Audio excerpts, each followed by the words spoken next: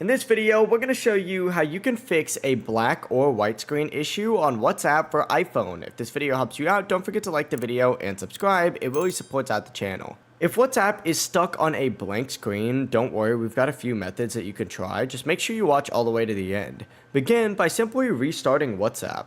You can actually force close WhatsApp by slowly swiping up from the bottom of the screen to bring up the app switcher. Go ahead and just swipe out of WhatsApp, and if you restart it and you're still having that issue, then we can move on to the next method to fix this. So if that didn't originally work, you can actually go ahead and open up settings on your iPhone or Android and scroll down until you find the general option. Go ahead and find iPhone storage or just your storage option on an Android, and then scroll down on this page until you see WhatsApp. You might have to hit show all in order to get this to pop up, but once you find WhatsApp, go ahead and open it up. And there's going to be an option to offload the app. Simply go ahead and click on it and then confirm when prompted. After that, you just need to reinstall the app from the App Store and wait for it to complete, and then open up WhatsApp again and check to see if that issue's gone. Now, if the issue is still there though, go ahead and head back to your phone settings and scroll all the way to the very bottom of the main screen and click on apps. And from here, you can just search up WhatsApp. It's just a little bit easier.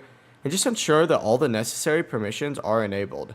Missing permissions might be what's causing the app to misbehave, so make sure everything it needs is turned on. But that's it. Hopefully one of these steps fixed your issue and your WhatsApp is back to normal. If you have any questions, let us know down in the comments below and we'll do our best to assist you out. Have a good rest of the day. Peace.